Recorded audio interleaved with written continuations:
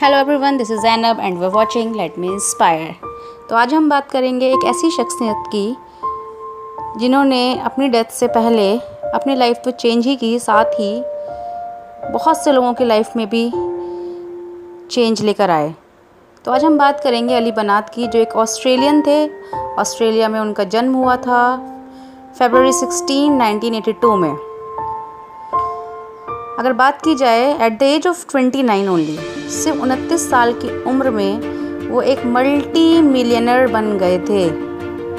बहुत ज़्यादा उनके पास माल दौलत था, बहुत पैसा था। अगर बात की जाए उनके शौक़ की, तो उन्हें हर चीज़ को फ्लॉन्ट करना बहुत पसंद था।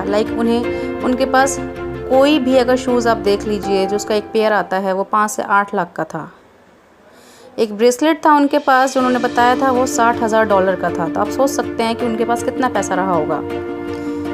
उनको कैप्स पहनना बहुत पसंद था, गॉगल्स रखना बहुत पसंद था, वो भी लिमिटेड एडिशंस के, बहुत ही हाई फाई ब्रांड के। उनके पास गाड़ियाँ बहुत सारी थी, जिसमें से फरारी भी थी जिसकी कीमत $6 लाख की थी। तो आप सोच सकते हैं एट द एज ऑफ 29 इस इंसान की अपने खुद के 2 बिज़नेस खड़े किए, एक सिक्योरिटी सर्विसेज का, दूसरा इलेक्ट्रिकल सर्विसेज का। वो कितना रिच रहा होगा। और सिर्फ इतना ही नहीं, उनको अपनी ये चीज़ों को फ्लॉन्ट करना, शो ऑफ करना बहुत पसंद था। It means he was totally living a luxurious life, मतलब ऐसी ज़िंदगी जिसकी हर कोई तमन्ना करता है। कम उम्र में इतना कामयाब हो जाना कि दुनिया जानती थी उनको। सब कुछ बहुत अच्छा चल रहा था, लेकिन अचानक एक दिन जब वो चाय पी रहे थे तो उनको अपने मुंह में कुछ जलन सी महसूस हुई। उन्होंने तुरंत उठ के शीशे में अपना चेहरा देखा तो क्या देखते हैं, अपने मुंह के अंदर उनको एक लंप सा महसूस हुआ। उसके बाद वो डॉक्टर के पास गए। तो आफ्टर थॉरली चेकअप्स के बाद पता चलता है कि उन्हें 4th स्टेज का एक माउथ कैंसर हुआ था, जो उनकी पूरी बॉडी में फैल चुका था। तो ये बात है अक्टूबर 2015 की। तो डॉक्टर ने उनको साफ साफ कह दिया था कि आप कैंसर की 4th स्टेज में हैं और सिर्फ 7 महीने हैं आपके पास। तो अब जाहिर सी बात है, अगर हम हॉस्पिटल में जाएं और ऐसा कुछ हमारे सामने साथ हो जाए या हमारे किसी फैमिली मेम्बर साथ हो जाए तो हमारे तो होश उड़ जाएंगे। ऐसा ही कुछ उनके साथ भी हुआ कि, और वो भी एक टाइम बता दिया जाए, एक डेफिनेट टाइम, कि अब इसके बाद आप ज़िंदा नहीं रह पाएंगे। तो क्या होता है, उनके सामने वो सारी चीज़ें घूम गई, उनके घर, उनके फैमिली, उनके पास जो भी था, उन्होंने जो कमाया था, शोहरत, सब कुछ। वो कहते हैं ना, क्या लेकर आए थे क्या लेकर जाएंगे, खाली हाथ आए थे खाली हाथ जाएंगे। ये सब चीज़ें उनके आंखों के सामने बहुत तेज़ी से तैरने लगी, घूमने लगी। फिर उन्होंने एक चीज़ रियलाइज़ की कि मेरे पास सब कुछ है, मेरे पास वेल्थ में अगर देखा जाए तो आई हैव एवरीथिंग, मेरे पास सब कुछ है, लेकिन मैं एक चीज़ नहीं ख़रीद सकता हूँ अपने उस धन दौलत से, उस मालो दौलत से। वो क्या थी? मेरी हेल्थ। यानी कि मैं अपनी हर एक चीज़ भी अगर बेच दूँ और उसके बदले मैं ठीक हो जाऊँ, तो ऐसा हो नहीं सकता, ये इम्पॉसिबल है। और ये वाकई में इम्पॉसिबल है, क्योंकि हेल्थ को कोई चीज़ नहीं खरीद सकती, तो सब ऊपर वाले के हाथ में है। ऐसा ही उनके साथ हुआ। फिर उन्होंने अपने माइंड को पूरी तरीके से सेटअप किया और उन्होंने सोचा कि now I would love to live life for others, कि मैं दूसरों के लिए अब अपनी ज़िंदगी, बची कुची ज़िंदगी जो भी है, जीऊँगा। और इसके चलते उन्होंने एक ऑर्गेनाइजेशन फॉर्म की जिसका नाम है MATW, जो कि ऑल ओवर वर्ल्ड में बहुत फेमस बन चुकी है। वहाँ पे वो चैरिटी वर्क करते थे और आप मानेंगे उनके पास जितना कुछ था, वो गाड़ियाँ, वो घड़ियाँ, ब्रेसलेट, शूज़, कैप्स, मतलब जो भी चीज़ें उनके पास थी वो सारी ब्रांडेड थी, लिमिटेड एडिशंस की थी। वो सब उन्होंने गरीबों में चैरिटी में दे दिया उठाकर, क्योंकि उनको पता था कि ये सब मटीरियलिस्टिक थिंग्स हैं, ये यहीं रह जानी है, इनका कोई फ़ायदा नहीं है। लेकिन अगर इनको दे के इसके बदले में किसी को खुशी दी जा सकती है, वो प्राइसलेस है। वो इस बात को पूरी तरीके से समझ चुके थे। उनको समझ में आ चुका था कि अब तक की जो मैंने ज़िंदगी जी है वो सिर्फ अपने लिए जी थी, और जिसका मुझे एंड पे आके पता चलता है कि मैं बिल्कुल भी वो खुशी नहीं थी जो आज मैं औरों में खुशी देख सकता हूँ।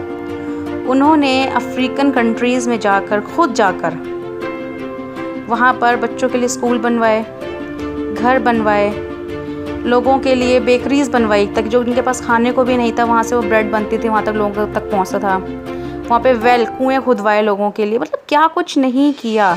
सिर्फ यही नहीं कि सिर्फ चैरिटी कर दी और नहीं गए, वो खुद जाते थे। डॉक्टर ने उनको सिर्फ और सिर्फ 7 महीने का टाइम दिया था, बट बाय अल्लाह's ग्रेस, अल्लाह के रहमो करम से उनको 3 साल से ज़्यादा ज़िंदगी का वक्त मिला और उन्होंने अपने उस 3 साल में बहुत से अप्स एंड डाउन्स देखे अपनी हेल्थ की वजह से, लेकिन वो रुके नहीं, because his final aim was to achieve that. यही था उनका फाइनल एम कि उनको बस लोगों की सेवा करनी है, दूसरों की ज़िंदगियों में खुशी लानी है, और वो इस चीज़ को करते हुए चले गए। इस तरह से वो सिर्फ़ और सिर्फ उन्होंने अपनी लाइफ चेंज नहीं करी, उन्होंने दुनिया में हर इंसान की लाइफ चेंज करने में बहुत बड़ी हेल्प की। देखिए, अगर इंसान को पता चल जाए कि उसकी मौत का वक्त तय है, मुकर्रर है, इस टाइम पर आनी ही आनी है, तो हम लग जाते हैं कि हम कौन से काम हमारे छूट गए हम उसे पूरा कर लें, या हम अपनी लाइफ को जो हमारी बाकी ख्वाहिशात हैं उनको जी लें, उनको पूरा कर लें, या फिर एक डर जाते हैं कि हमें मरना नहीं है। लेकिन अली बनात ने अपनी लाइफ को ये कहा कि वो ही इज़ वेरी हैप्पी, वो बहुत खुश हैं। क्यों खुश हैं?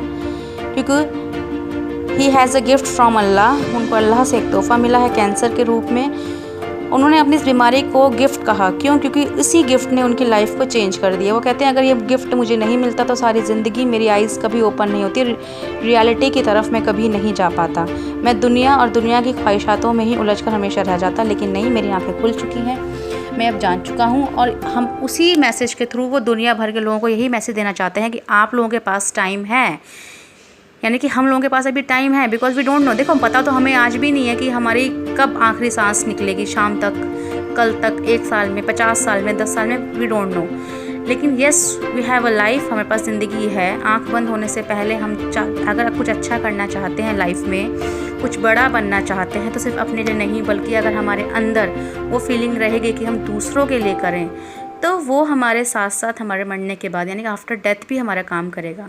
वो कहते हैं ना, इंसान कुछ तो लेकर आया नहीं दुनिया में, ना कुछ लेकर जाएगा, सिवाय 2 चीज़ों के, गुड डीड्स और बैड डीड्स, अच्छी और बुरे कर्म। ये तो इंसान के कंधों पे सवार होकर जाएंगे ही जाएंगे, उसके साथ कुछ नहीं, 1 रुपया पैसा वो नहीं लेके जा सकता। जितना माल दौलत जितना वो कमाएगा, सब कुछ यहीं रह जाना है, कुछ नहीं। तो इसी तरीके से अली बनात पूरे 3-3.25 साल जो भी थे उनके लाइफ के, उन्होंने वहाँ पे जिए। वो कहते थे कि हर रात जब मैं सोता था और अगले दिन मुझे उम्मीद नहीं होती थी कि मैं उठ पाऊँगा, लेकिन जब मैं उठता था तो मैं अल्लाह को शुक्र करता था, क्योंकि उन्हें एक दिन और मिल जाता था कुछ अच्छा और बेहतर करने के लिए। तो लाइफ हमारी भी ऐसी है, हमें हर दिन का शुक्र मनाना चाहिए। हमारे पास जो चीज़ें हैं हमें उसके लिए थैंकफुल होना चाहिए, ग्रेटफुल होना चाहिए गॉड का, कि हमें जिन चीज़ों से मिला है उसके लिए कभी भी नाशुक्री नहीं करनी चाहिए। देखिए, कैंसर जो होती है बीमारी, वो बहुत इजी नहीं होती है। जो लोग इससे निकल जाते हैं, जो इससे लड़ते हैं और बच जाते हैं, ये उन्हीं से पूछ सकते हैं हम कि उनकी लाइफ उन्होंने सर्वाइव कैसे किया। और जिन्होंने सर्वाइव नहीं किया, और जो इसकी थेरेपीज़ होती हैं वो बहुत ही पेनफुल, भयानक, दर्दनाक होती हैं, जो बताना भी आसान नहीं है, क्योंकि वो कहते हैं ना, जिसको जो पेन होता है, जिसको जो दर्द होता है, वही समझ सकता है, कोई और उतना नहीं समझ सकता, उतना डीप में नहीं जा सकता। अली बनात के साथ भी ऐसा ही हुआ। और एक दिन 2018 में 29 मई रमज़ान के महीने में उन्होंने अपनी आंखें बंद की। तो बहुत ही एक मुकद्दस मौका था उनका जाने का, और वो दुनिया में जाते जाते भी दुनिया वालों के लिए एक लेसन छोड़ गए कि आपकी लाइफ प्रेशस है। अपनी इस प्रेशस लाइफ को आप दूसरों के लिए काम में लेकर आएँ। अपनी लाइफ से कभी भी रूठे नहीं, हमेशा थैंकफुल और ग्रेटफुल रहें। And whatever you have, जो भी आपके पास है, try to give to others, दूसरों के साथ शेयर करें, ताकि आपको हैप्पीनेस मिल सके, अल्टीमेट हैप्पीनेस, जो आपको मटीरियलिस्टिक थिंग से कभी ज़िंदगी में नहीं मिलती। आई होप आपको ये मेरी वीडियो अच्छी लगी होगी। अगर अच्छी लगी होगी तो लाइक और शेयर ज़रूर करिएगा, और अगर मेरे चैनल पर नए हैं तो सब्सक्राइब भी करिएगा, ताकि आपको ऐसे ही दूसरी वीडियोस और मिलेंगी। तब तक के लिए मैं आपसे लेती हूँ विदा। अल्लाह हाफिज़।